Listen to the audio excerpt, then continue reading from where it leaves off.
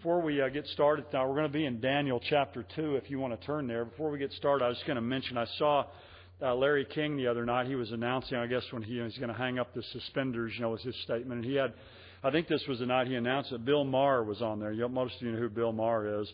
Bill Maher's an interesting guy. I mean, I disagree with most everything he says, but I do like to listen to people like that sometimes who are very bright, have a different view, to hear what they're saying, how they express things, because he's obviously a very intelligent man. But he was, I was in the airport, and I was listening to this, and it just caught my ear. I was coming back from St. Louis from being up at the Christian Booksellers Conference there. Anyway, he was saying that 24% of the people in America, he said, believe that Christ is going to come back in their lifetime. And he was just scoffing at this, and he said, that's probably the same 24% of the Republicans, that believe that Obama could be the Antichrist, which that is true in a poll, that 24% of Republicans thought Obama might be the Antichrist. So he said it's probably that same group of people. And he said how arrogant that is, that people would think he's going to come back in their lifetime. And I thought, well, why is that arrogant? And he said, well, of all the times Christ could come back, these people are so arrogant to think that, he's going to come back in my lifetime, while I'm here on the earth. Which, again, that's not arrogance. It's not he isn't coming back because we're so great or anything. He's going to come back sometime, in somebody's lifetime. So he's promised to do so. The reason we would think it could be in our lifetime is because of the things we see in the world that Jesus told us to be looking for. So it has nothing to do with arrogance. But anyway, then he made the comment. He said, these people are nuts. And then the last statement he made I thought was the most telling. He says, there's no hope for these people. And my thought was, if Larry King, if you were a believer, someone there to ask him, the question I'd have asked him, I'd have said, well, Bill, what's your hope? What hope do you have? There's no hope for these people. I thought, to me, what an ironic twist in the statement. There's no hope for these people, yet these are the people that are trusting in the very thing that's the only hope for mankind. But it shows our world out there and how so many people, believe that, believing in prophecy, the coming of Christ is, kind of, pie in the sky, sweet by and by kind of stuff. But it reinforced to me the importance of what we've been looking at is these prophecies that have already been fulfilled. Because all these prophecies that have already been fulfilled give us the intellectual basis for believing that the prophecies in the Bible that haven't been fulfilled yet will also be fulfilled. And the prophecy I want to look at tonight, this is the third one we will have looked at in Daniel. And I want to look at Daniel chapter 2. This is one of the great, prophecies in all the Bible. And that's one of the reasons I want to look at it. We've looked at it before, but this is one of the longest chapters in the Bible. And Daniel chapter 2 has often been called, I think rightly, the ABCs of prophecy. It's one of the pivotal chapters really in the Bible, and it gives a panorama of the time from Daniel's day all the way till the second coming of Jesus Christ. It outlines that era, or the whole time period, called the times of the Gentiles. From the time when Babylon came and took Jerusalem all the way till the second coming of Jesus is that long period that Jesus called the times of the Gentiles, because during that period, Israel is under Gentile domination. Just to kind of reacquaint us with the book of Daniel, for those of you maybe who don't know much about it or haven't thought about it in a while, Daniel 1 is what we call the personal history of Daniel. It's how Daniel got taken to captivity and, remember, he refused to eat the king's food. Then in chapters 2 through 7, you have the prophetic history of the times of the Gentiles. That whole section gives the history of this whole time from the time of Daniel, or the Babylonians, till the time of the second coming. And then Daniel 8 through 12 gives the prophetic history of the nation of Israel during the times of the Gentiles. So that's kind of a quick overview of the book of Daniel. Another thing about the book of Daniel that's important is, in Daniel, the chapter 1, verse 1 through the first part of chapter 2, verse 4 is written in Hebrew, which that's the personal history of Daniel. But beginning in chapter 2, the middle of verse 4, in fact, if you have your Bible open, it says, then the Chaldeans spoke to the king in Aramaic. And from right there on, all the way through the end of chapter 7, the book of Daniel is written in Aramaic. And then in chapter 8, verse 1, it picks up with Hebrew again. It's one of the few places in the Old Testament, long sections, it's written in Aramaic, which was the lingua franca of the day of the land. So this whole prophetic section of the history of the Gentiles is written in that language. One other thing that's real interesting, this is the kind of stuff that can really help understand books of the Bible. There's a device that was used in ancient times a lot called a chiasm. What a chiasm is, an inverted chiasm, you have like a statement over here and a statement over here that are similar. And then one here, the next statement, and the next one in is similar, and so on. And it moves towards the middle. Now what you see in Daniel 2 through 7 is Daniel 2 and Daniel 7 are parallel chapters. Daniel 2 gives a picture of these Gentile kingdoms in this image we're going to look at tonight. Daniel 7 gives those same Gentile empires and these wild beasts. And then if you remember chapter 3 of Daniel is Daniel's three friends, Shadrach, Meshach, and Abednego, in the fiery furnace. And Daniel 6 is Daniel in the lion's den. So you can see how those are very similar. And then chapter 4 is about Nebuchadnezzar being turned into a wild beast. You remember, for a period of 7 years. I always like to say that God turned him into a longhorn during that period of time. He was like a wild beast of ox out there grazing in the fields. I think that's what God did to curse him. But then chapter 5 is Belshazzar, you remember, his grandson, as his kingdom is overthrown by the Medo-Persians. So in chapter 4, Nebuchadnezzar is humbled. In chapter 5, Belshazzar is humbled. So you can see 2 and 7 go together at the far ends. Then 3 and 6 go together. And then 4 and 5 go together. And in a chiasm, the center of it's always the key. And chapters 4 and 5 there picture both Nebuchadnezzar and Belshazzar being humbled by God, which pictures for us that ultimately all Gentile power is going to be humbled under the hand of God, that God's going to subjugate all of it, and He's going to be the one who's in control. Now, but anyway, that's a helpful device that's there in the book of Daniel. Now, in Daniel 2, we have King Nebuchadnezzar's nightmare. Now, we're not going to spend a whole bunch of time on the first part of this, but I want to lay the background for it. Some of us may be more familiar than others with this. But he has this dream, you remember, at night. And in Daniel chapter 2, we have in verse 1, the dream is received. In verses 2 through 30, the dream is revealed. And then in verses 31 to 49, where we're going to spend most of the time, the dream is related. Daniel gives the interpretation of the dream. Now, the dream's received, you remember, in Daniel chapter 2, verse 1. It says, "Now in the 2nd year of the reign of Nebuchadnezzar, Nebuchadnezzar had dreams, and his spirit was troubled, and his sleep left him."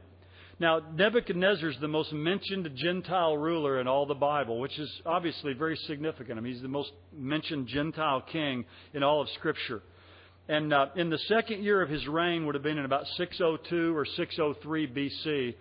A lot of interesting history about Nebuchadnezzar. His father was Nabopolassar, a great, powerful king. And with his father, they had conquered the city of Nineveh. Remember, we looked at that in the book of Nahum. City of Nineveh fell. That was just a few years earlier in 612. So he'd seen a great empire fall.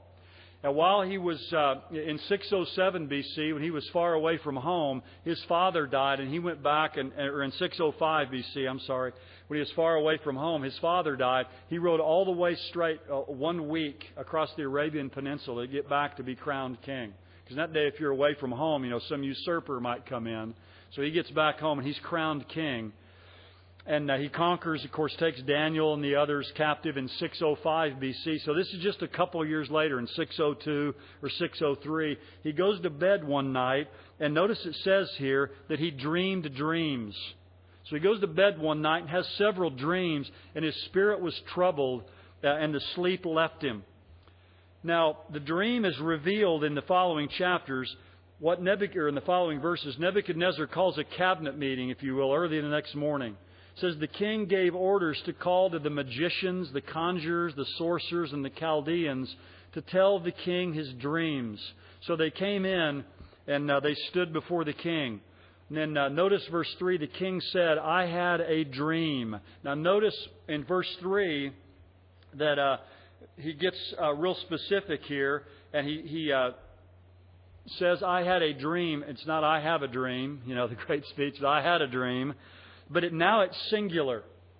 "And my spirit is anxious to understand the dream." So he dreamed a bunch of dreams that night. But evidently there was one particular dream that he really wanted to understand. And his focus is on knowing the meaning of that dream. And then it says in verse 4, "Then the Chaldeans spoke to the king in Aramaic, 'O king, live forever.'" They're always buttering him up, flattering the king. tell the dream to your servants, and we will declare the interpretation. So, in Daniel chapter 2, verses 3 through 11, Nebuchadnezzar issues an edict. What we have in this whole section is the wise men then start giving excuses.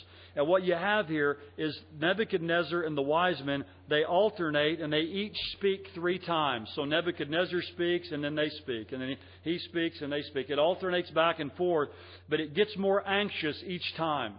Because obviously they're not able to interpret it, and he gets more and more frustrated. So the Chaldeans now speak to him in Aramaic, and they say, King, live forever. Tell the dream, and we'll interpret it. Now, we've talked about this before, I think, but one of the big issues is, did Nebuchadnezzar forget the dream? There's 2 different views on that. View number 1 is that he did forget it, and the proof they use for this is in chapter 2, verse 5, in the King James Bible. It says, the king replied to the Chaldeans, the command from me is firm. But in the King James it says, the thing is gone from me. And that's been taken by many, the idea, the thing's gone from me. That is, the dream is gone from me. I don't remember it. But as the New American Standard has it here, the better translation is, the command from me is firm. If you do not make known to me the dream and its interpretation, you'll be torn limb from limb, and your houses will be made a rubbish heap. And that's pretty good motivation to get this thing figured out. Some call this, I remember years ago, the dunghill decree. He's going to make their houses into dunghills or rubbish heaps. Now, my view is that he remembered the dream, but he uses this approach to test his counselors to determine if they were authentic. Because, once you tell somebody the dream, I could come up with any interpretation of it, right? But if someone can tell you the dream you had, then you would know, if they give you an interpretation, that the interpretation obviously is authentic. And the reason I would take that is down at the end of verse 9. Or verse 9, he says, if you do not make the dream known to me, there's only one decree for you. For you have agreed together to speak lying and corrupt words before me until the situation is changed. Therefore tell me the dream, that I may know that you can declare to me its interpretation. So I think Nebuchadnezzar was a smart enough guy, and he knew this was a very important dream. And so he insists on them giving him the dream and giving him the interpretation of it. Now, the story unfolds here in 3 scenes. You've got Nebuchadnezzar and the wise men going back and forth. You've got Daniel then and the God of heaven. And then in the final scene, you've got Daniel and Nebuchadnezzar. And one of the things that's beautiful about this to me is, when Daniel faces a test or a crisis, he faces one in almost every chapter in the book of Daniel. But you remember in chapter 1, as a young man, probably 17 to 20 years of age, he'd been told to eat the king's food, and he'd refused to do so. And I think it's correct for us to see that him passing that trial, undergoing that trial, prepared him for the even greater trial now in chapter 2. And each trial that he goes through kind of prepares him and strengthens him for a greater one. And I think a lesson here for us is that God uses trials and tests in our lives to strengthen us for greater ones. And a lot of times, we have a test in our life, and, we're 16 or 18 or 20 or 22. And looking back on it now, we'd say, man, that trial was nothing, compared to what I have now. But at the time, it seemed major because we didn't have the strength and the faith that we have now. So God kind of moves us along and gives us greater trials and prepares us for them through life. But what we see in this passage is that Daniel goes through the Chaldeans. They go back and forth with Nebuchadnezzar and want him to, they're telling him, look, you give us the dream, we'll give you the interpretation. They're bargaining with him all the way through. But in verse 12 it says, because of this the king became indignant and very furious, and gave orders to destroy all the wise men of Babylon. So the decree went forth that the wise men should be slain, and they looked for Daniel and his friends to kill them. Then Daniel replied with discretion and discernment to Arioch, the captain of the king's bodyguard, who'd gone forth to slay the wise men of Babylon. He said to Arioch, the king's commander, for what reason is the decree from the king so urgent? Then Arioch informed Daniel about the matter. So Daniel went in and requested of the king that he would give him time. Now here's what's fascinating is, back up in verse 8, when the wise men were talking to him, it says, the king replied, I know for certain you're bargaining for time, inasmuch as you've seen the command from me is firm. So he saw these guys were just wasting time, so he refused to give them any more time. And Daniel, a Hebrew young man, goes in before King Nebuchadnezzar and asks him, for the very thing he wouldn't give them, that is, for more time, in order that he might declare the interpretation to the king. Now, I think there was something about Daniel when he came in, and certainly God was working providentially in his heart of Nebuchadnezzar to cause him to give Daniel more time. It says, then Daniel went to his house and informed his friends, Hananiah, Mishael, and Azariah. That's Shadrach, Meshach, and Abednego. Those are their Jewish names. To inform them about the matter, so they might request compassion from the God of heaven concerning this mystery, so that Daniel and his friends would not be destroyed with the rest of the wise men of Babylon. Then the mystery was revealed to Daniel in a night vision. Then Daniel blessed the God of heaven. This is one of the great doxologies in the Bible. Daniel said, let the name of God be blessed forever and ever, for wisdom and power belong to Him. It is He who changes the times and the epochs. He removes kings and establishes kings. So you could put presidents in there. He gives wisdom to wise men and knowledge to men of understanding. It is He who reveals the profound and hidden things. He knows what is in the darkness, and the light dwells with Him. To You, O God of my fathers, I give thanks and praise, for You have given me wisdom and power. Even now You've made known to me what we requested of You, for You have made known to us the king's matter. And it says, therefore Daniel went to Arioch, whom the king had appointed to destroy the wise men of Babylon. He went and spoke to him as follows, do not destroy the wise men of Babylon. Take me to the king's presence, and I will declare the interpretation to the king. Then Arioch hurriedly brought Daniel into the king's presence and spoke to him as follows. Now notice how this guy's feathering his own nest. I have found a man among the exiles who can make the interpretation known to the king. Now, he didn't find him. Daniel found him. But you notice everybody back then, everybody's looking for a one-up, on others. The king said to Daniel, whose name was Belteshazzar, that was his Babylonian name, his Chaldean name. Are you able to make known to me the dream which I have seen and its interpretation? He doesn't want any shenanigans, not just the interpretation. It's the dream and the interpretation. Daniel answered the king and said, as for the mystery about which the king has inquired, neither wise men, conjurers, magicians, nor diviners are able to declare it to the king. However, there is a God in heaven who reveals mysteries. He's not like Arioch. I found a man, I did it for you, king. Daniel takes no credit. He says, there's not any man on earth who's going to be able to tell this to the king. But there's a God in heaven who reveals mysteries. And He has made known to King Nebuchadnezzar. And then you'll notice here now how Daniel is preparing Nebuchadnezzar for the revelation in the dream. He gives the origin of it. He's saying, look, the origin of this is from God.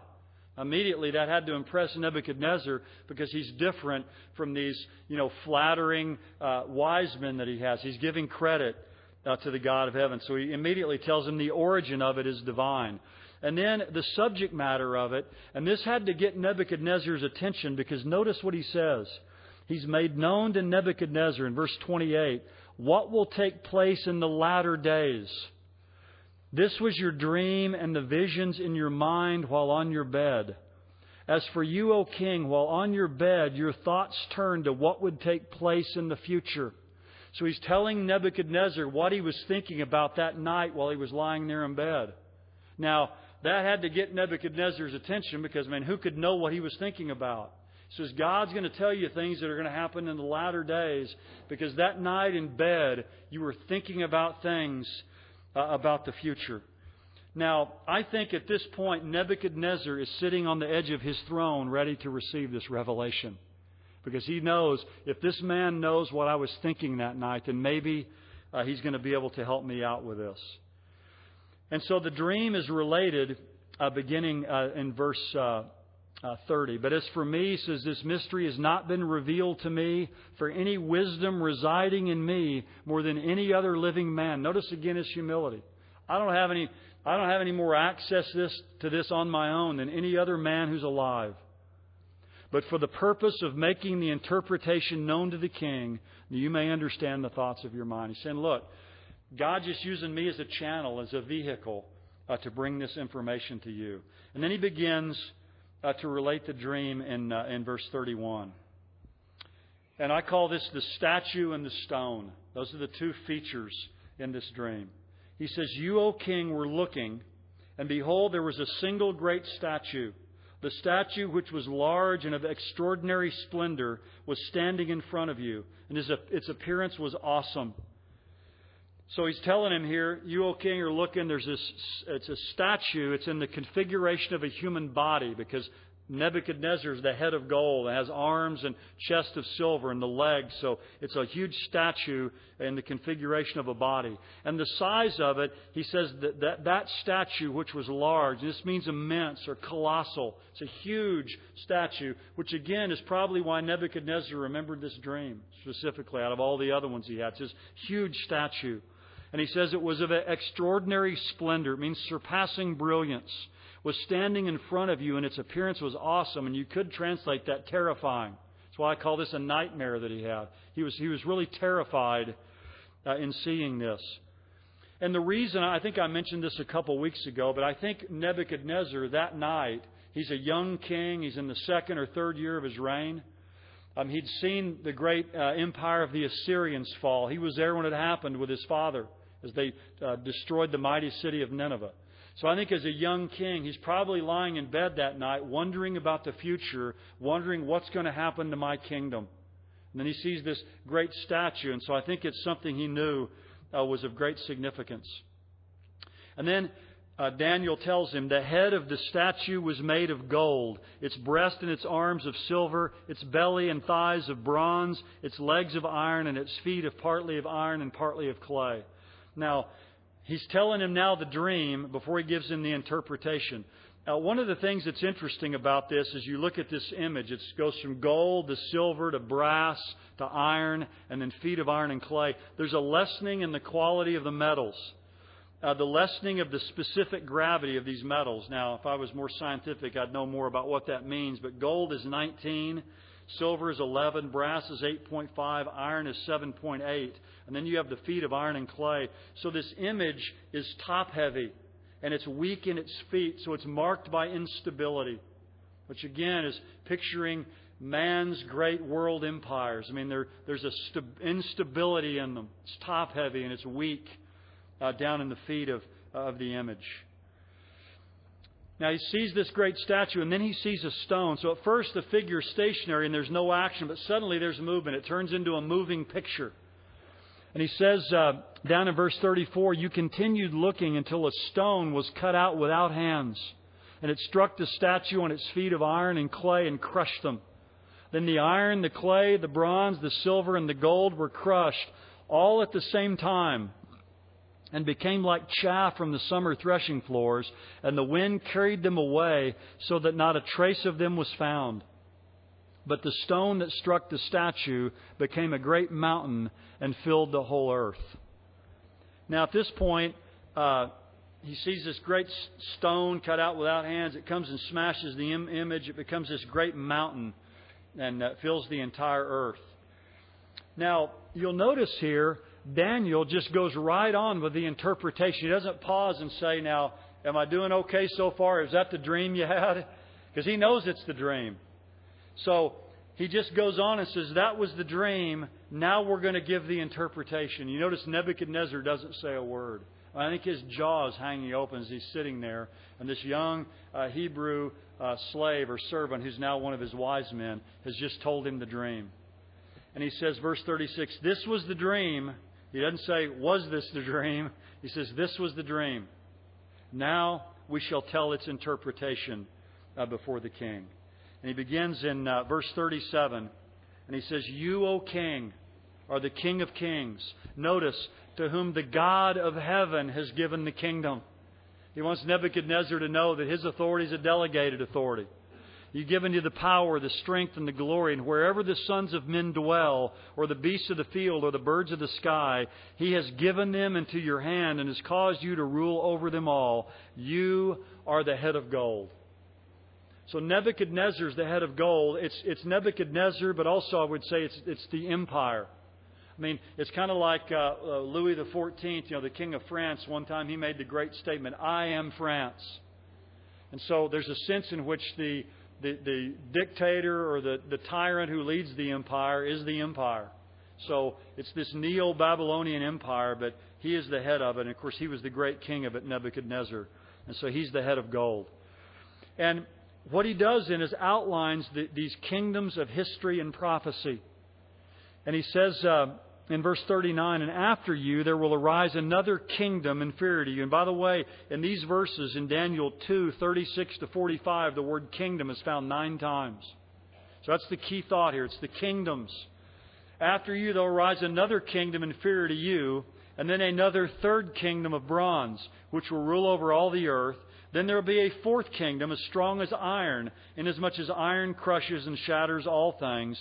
So like iron that breaks in pieces, it will crush and break all these into pieces. So it's going to be Babylon, then there's going to be a second kingdom, then there's going to be a third kingdom, and then there's going to be a fourth kingdom.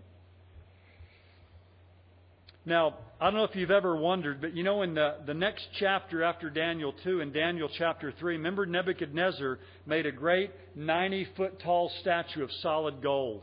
And he called all the people from his entire empire. And by the way, the king of Judah at the time, Zedekiah, probably was brought there and probably bowed down to the image. So he brought all these kings and satraps, all the people that were under him. They all had to come on the plain of Dura, and they had to bow down to this image. Now, where did Nebuchadnezzar get the idea for a 90-foot statue of gold? From this great dream. The dream he'd had of this statue. But in the statue that he saw, the head was gold.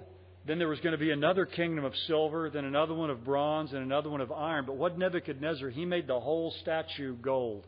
What was he basically saying by that? Not only am I the head of gold, but I'm the arms and chest of gold, the belly and thighs of gold, the legs of gold, and the feet of gold. In other words, Daniel told me that my kingdom's going to pass. There's going to be another kingdom after me.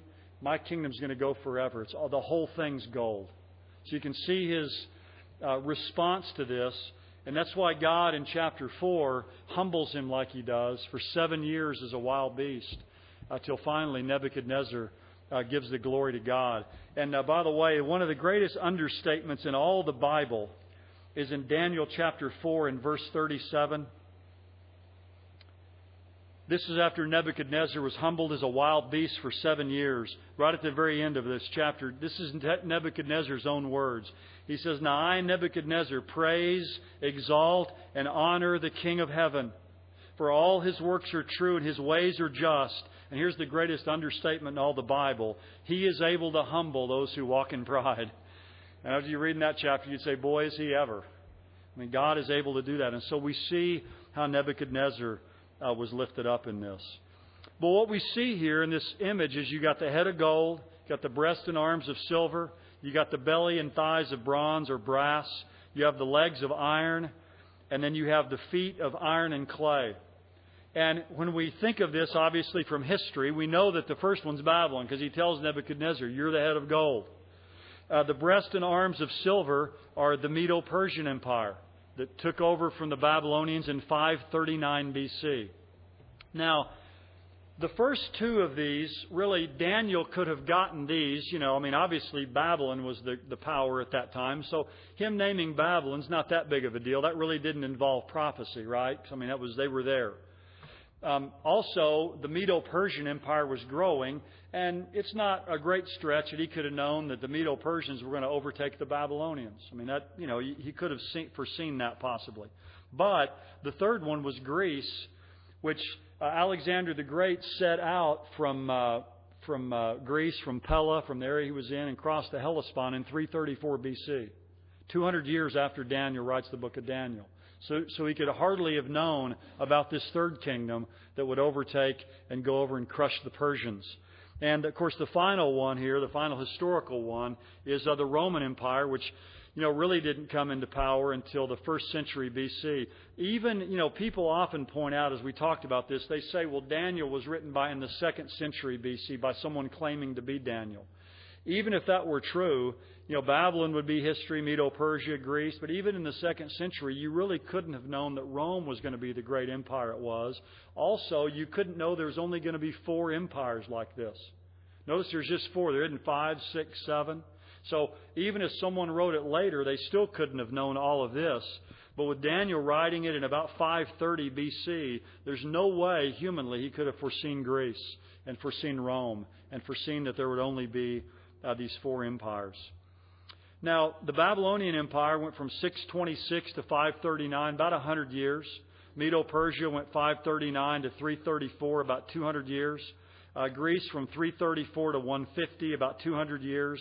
And Rome was from 146 BC to 476 AD, at least the western part of it, about 600 years. And I've read this before, I know, but Alexander Tytler, in his Fall of the Athenian Republic, wrote this. He says, the average age of the world's greatest civilizations from the beginning of history has been about 200 years. During those 200 years, these nations always progressed through the following sequence. From bondage to spiritual faith, from spiritual faith to great courage, from courage to liberty, from liberty to abundance, from abundance to complacency, from complacency to apathy, from apathy to dependence, and from dependence back into bondage. And, that's what was 234th anniversary of our country we just celebrated the other day. So, if you look at the great empires of time, we're on borrowed time in our great country. That's why we certainly need to be praying for it every day. Now, you remember the other part of this image, though? You got these parts of the image: gold, silver, brass, iron, and feet of iron and clay. And we'll talk about that in a bit. But then he saw this mountain, you remember, this big stone cut without hands come down and hit the image, crush it into pieces, and then that stone became a mountain that filled the whole earth. Now, the question is, who's the stone and what is the mountain that fills the earth? Now, he says in verse 44, in the days of those kings. Now, those kings there, I think, refers to the 10 toes on the image. And we'll talk about that in a minute. But you have the head of gold's Babylon, then you had Medo-Persia, then you had Greece, and you had Rome, which was pictured by these legs of iron. But then you had the feet of iron and clay and these 10 toes. Now, these 10 toes are called 10 kings. And one of the problems is, for us, the Roman Empire was never ruled over by 10 kings historically. There was never 10 rulers who reigned over the Roman Empire. So if that's never happened in the past, then what does that tell us? It has to be yet future. Rome was never ruled over by 10 kings. So I think the feet of iron and clay picture what's commonly called a reunited or revived Roman Empire in the last days. Because notice it says, in the days of those kings, when those 10 kings are on earth, the God of heaven will set up a kingdom which will never be destroyed. And that kingdom will not be left for another people. It will crush and put an end to all these kingdoms, but it itself will endure forever. So the stone cut out without hands is Jesus Christ. He's the smiting stone. And the fact that He's cut out of a mountain without any hands refers to His supernatural origin, His deity. He's cut out of a mountain without any human hands. And this mountain that comes in and crushes this image, and the image is blown away, and this mountain, mountain fills the earth. That's the final world kingdom that's going to be on the earth, and that's the kingdom of Jesus Christ. Now, when you think about all this, the feet and toes, I've said, are a final form of the Roman Empire, what we would call Rome II. The mountain kingdom in Daniel 2 then is future. It's the literal earthly kingdom of Christ when He's going to come and rule on the earth for 1,000 years at His second coming, and then on into eternity. Now, how do we know this is correct? Because I don't want to get too bogged down here, but what amillennialists say, well, the stone that came and struck the image and filled the whole earth, that was what Jesus did at His first coming. Jesus came and He brought the truth of the gospel, and we're in the kingdom now. It's a spiritual kingdom. And the gospel is going forward into the world, and God is establishing His kingdom now on the earth. So amillennialists would say that smiting stone, that stone cut out without hands that came and hit the image, that happened at the first coming of Jesus. Those like myself who are premillennialists, I would say, no, that's going to happen when He comes at His second coming, is when He's going to come and destroy Gentile world power and set up the kingdom. It's future. It's a literal kingdom. Now, how do we know that the view that I would take, this premillennial idea, that this is at the second coming, that's correct? The reason we know that is these four kingdoms are successive. The 10 toes represent a form of the Roman Empire with 10 kings ruling simultaneously. And the Roman Empire, as I've said, has never existed in that form. It didn't exist in that form when Jesus came to the earth. So it can't be referring to His first coming, but sometime in the future. Secondly, Rome was not destroyed by Christianity.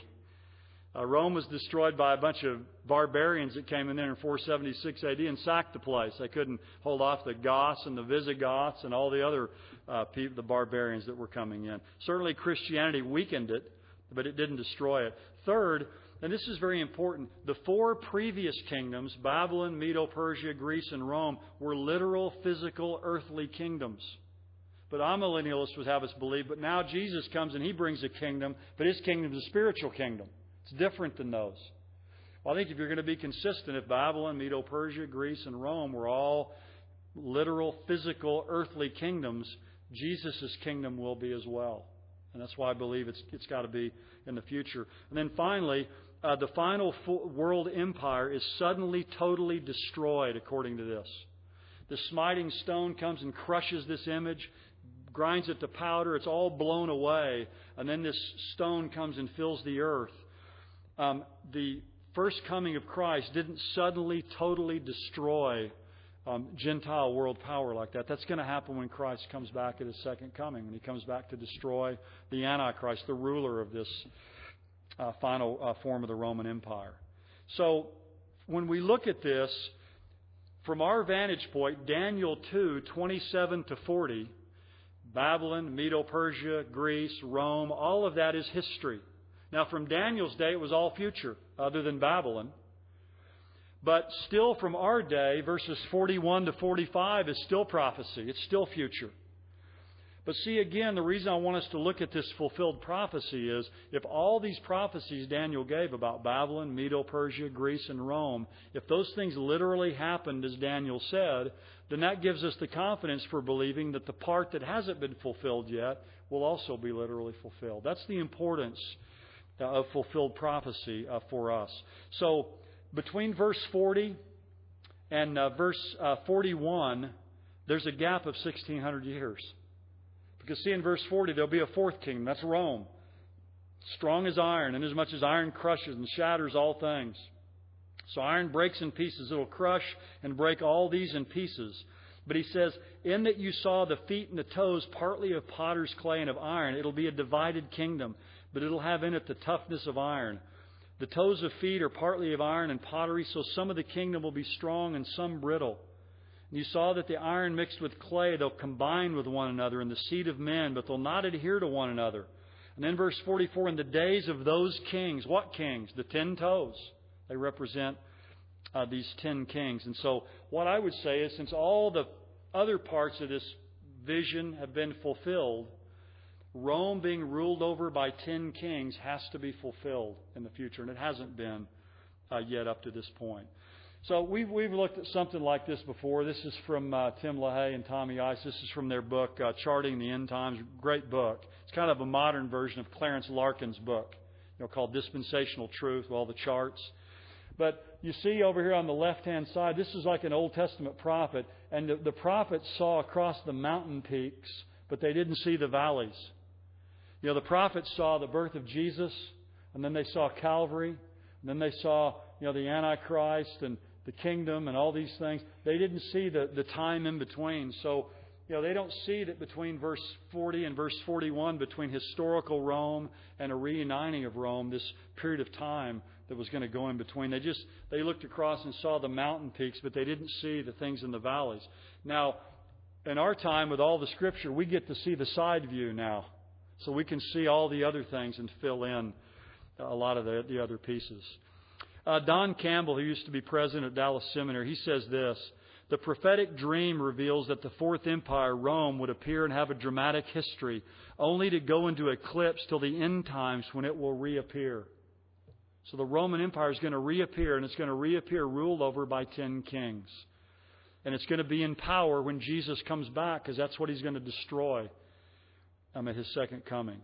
So what we see then is that Babylon, Medo-Persia, Greece, Rome, or what we might call historical Rome, but then the feet of iron and clay is a reunited Roman Empire. And the European Union today is not the fulfillment of that, because the Roman Empire is not being ruled over by 10 kings. But I would say it's at least the embryonic stage of that, or it's the foreshadowing of what's going to come in the future. But here's what's, to me is so powerful about this. Again, we can look back and see that with all these prophecies that it's already given, the Bible has been spot on each time. Dead accurate each time. So if everything it said about those first 4 empires was all correct and has been fulfilled, then what it tells us about the final form of that Roman Empire, ruled over by 10 kings, it's going to be fulfilled exactly as well. And we can see some things happening today in our world. There's the first century Roman Empire, and there's the modern EU, and the ones in blue are the ones that have joined, and the ones in the yellow there are the ones that are trying to get in. Some of those have actually gotten in by now. There's 27 countries now in the European Union. They have 500 million people. They're having some problems over there with Greece and Spain and Portugal and some of the economies there. But there's 27 nations, again, 500 million people, almost twice the population of the United States. And when you see these, the feet and the toes of iron and clay, we already read that passage there. But he tells us in the days of those kings, those 10 kings, that's when the Lord's going to come back, when these kings are ruling and reigning. Now, I don't want to take a lot of time to look at this, but the same thing, you remember in Daniel 2, it's this image that pictures these 4 empires. We won't look there, but if you want to read it this week or tonight, in Daniel 7, you have the very same thing, but they're 4 wild beasts. Picture these same 4 empires. The lion there pictures the same thing as the head of gold. That's Babylon. This bear pictures Medo-Persia, which is the silver. The lion, or the leopard there that has 4 heads, because remember the empire was divided into 4 parts when Alexander died, with wings on its back to picture how fast it could progress. That's Greece. This beast that's got this nondescript beast, but this beast, this final beast down here, it has 10 horns. And those 10 horns are the same thing as the 10 toes on the statue. So notice again the consistency. And then you have Rome 2, the final form, which in Daniel 2 is the 10 toes, and Daniel 7 is the 10 horns. So these visions are parallel to one another. But what's been pointed out by many people, I think it's a great statement. In Daniel chapter 2 presents these great world empires from man's perspective. It's this great image, beautiful image with all these metals. In Daniel 7, it presents these same empires from God's perspective. They're wild beasts. So we have the human perspective and the divine perspective on these great empires. But again, a great prophecy that we can see that's been fulfilled. Now, one other thing, we won't look at this, but that's a good picture right there. Man, that's creepy looking, isn't it? But anyway, Daniel chapter 7, verse 8 introduces another thing, though, besides the 10 horns that corresponds to those 10 toes, these kings. He says, I saw another little horn come up. And that little horn, of course, is the final world ruler of the Antichrist. And we're not going to talk about him tonight. But anyway, that's introduced as something additional in Daniel chapter 7. But anyway, I love Daniel 2:45, the last part of the verse. It says, the great God has made known to the king, this is to Nebuchadnezzar, what will take place in the future. So the dream is true and its interpretation is trustworthy. And that word trustworthy is the Hebrew word amen, which means so be it. It's like us saying amen. So at the very end of all this, again, Daniel never stopped. He just gave the dream, and he just went right through and gave the interpretation. And without hesitating at all, he says, the great God has made known to the king what will take place in the future. So the dream is true, and its interpretation is trustworthy. And he adds a good amen there. And we today can bear witness to this because we've seen most of this already fulfilled in history. We've seen those 4 great world empires come. And when the Roman Empire fell, you know what happened? There was not a 5th empire that came and took over the Roman Empire. Babylon was replaced by Medo-Persia, Medo-Persia by Greece, Greece by Rome. But in 476, when the Roman Empire was taken, it was basically just divided up into all these different groups.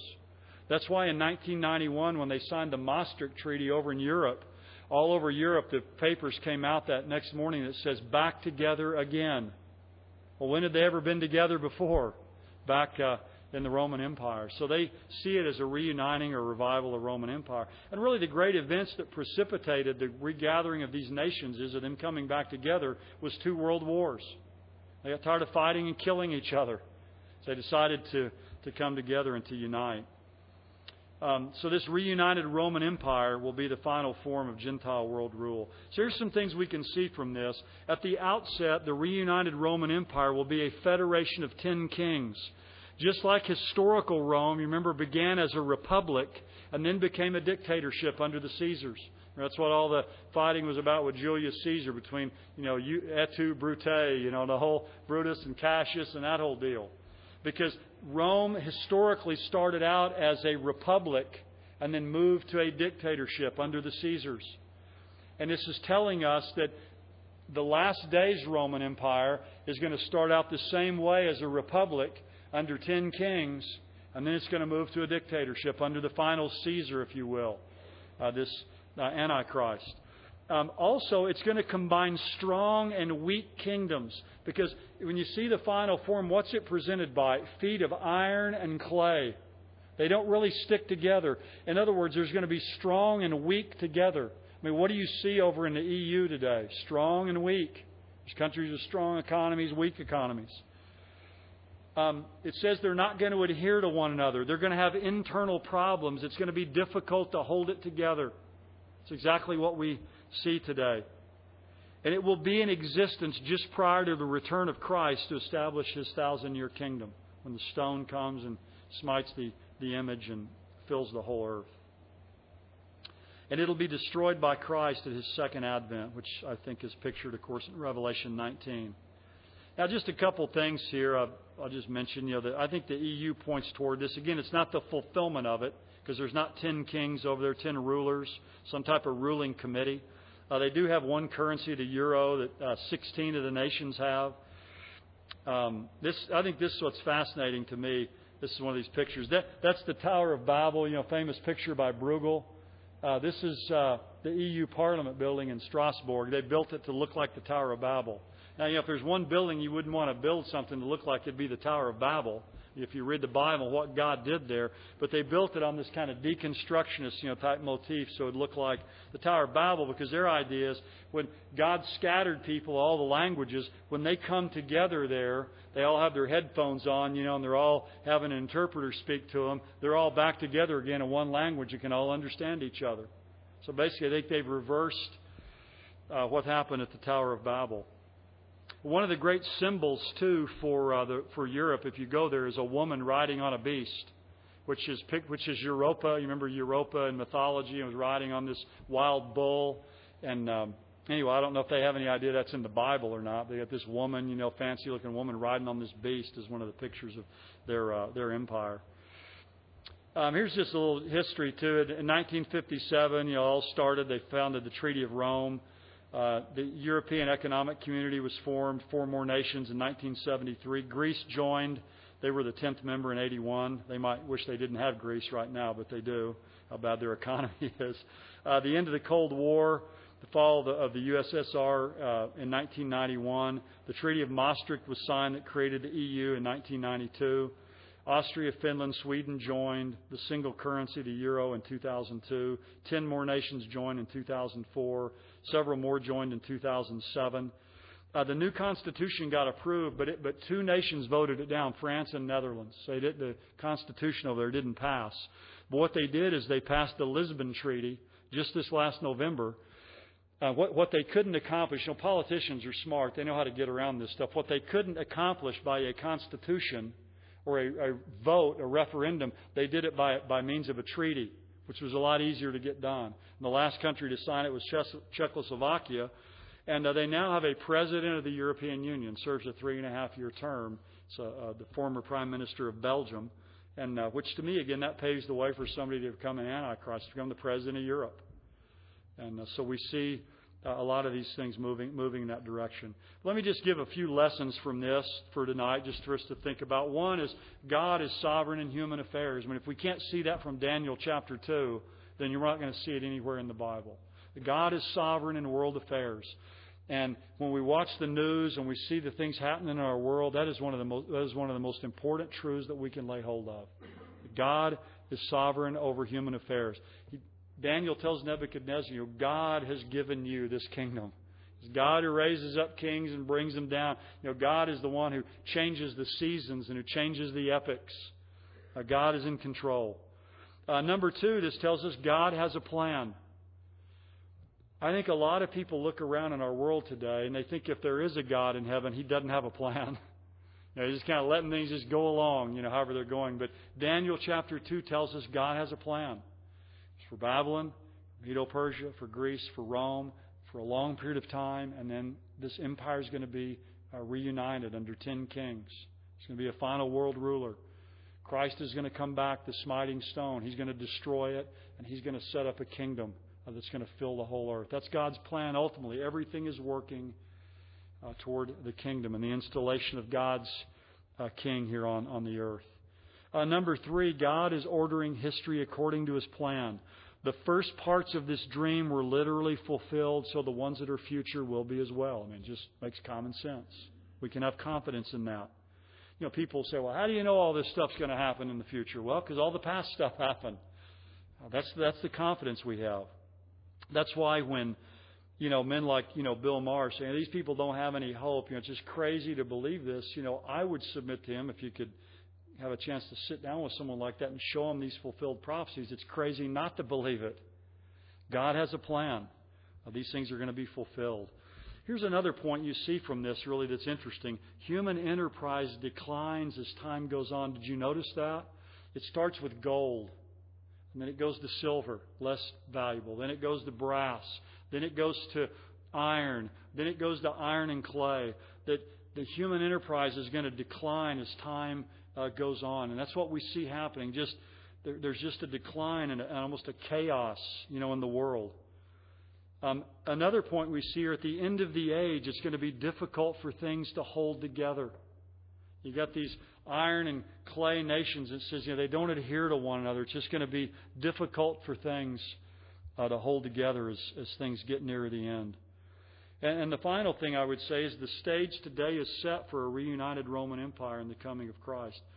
What we can say is, I think as we look at our world today, is that history is unfolding just as we would expect things to be unfolding if the Bible's true. And of course, the Bible is true, so we see events unfolding in a way that's consistent with what God has presented to us in His Word. And of course, none of us know when the Lord's going to come. We don't know. None of us know how much time we have personally. None of us know how long we're going to live. None of us know how much time we have prophetically, because we don't know when Christ is going to come back. But to me, Daniel chapter 2, this is the ABCs of prophecy. It lays it all out for us, and this shows us where things are headed and should give us great confidence in these days in which we live. And that's one thing we need. We need peace. We need confidence. We need assurance. And this is a great chapter to provide that for us. Next time, we're going to look at the prophecies of the first coming of the Messiah, of Jesus. A lot of the prophecies about His birth, prophecies about His death. A lot of you are familiar with some of those. We're going to look at a lot of those prophecies about Christ's first coming. Then the plan is to go and then look at the prophecy that Jesus made about the destruction of Jerusalem, one of the great prophecies given. And then the last one we're going to look at before our break in August is all the Old Testament prophecies about the regathering of the Jewish people in the end times. That's the one prophecy that we can actually see being fulfilled before our eyes today. So that's kind of where we're headed in the next weeks. Let's close in prayer together. Father, we thank You for this great revelation that You've given to us. And Father, we thank You that we can look into Your Word and see great prophecies of history, the movements of great empires that You predicted and that You orchestrated throughout history. So Father, we can trust in You that You have a plan and that You are working providentially and sovereignly in world affairs to bring that plan ultimately to fruition. And Father, it all ultimately heads up in the kingdom of the Lord Jesus Christ. It's all about Him. It's all about the King of Kings and Lord of Lords and the coming of His kingdom on this earth. Father, I pray that we would live in such a way around people each day that they can get a little taste of that, a little foreshadow of it by the way that we live our lives, as we live our lives under His lordship and His authority. We ask these things in His dear name. Amen.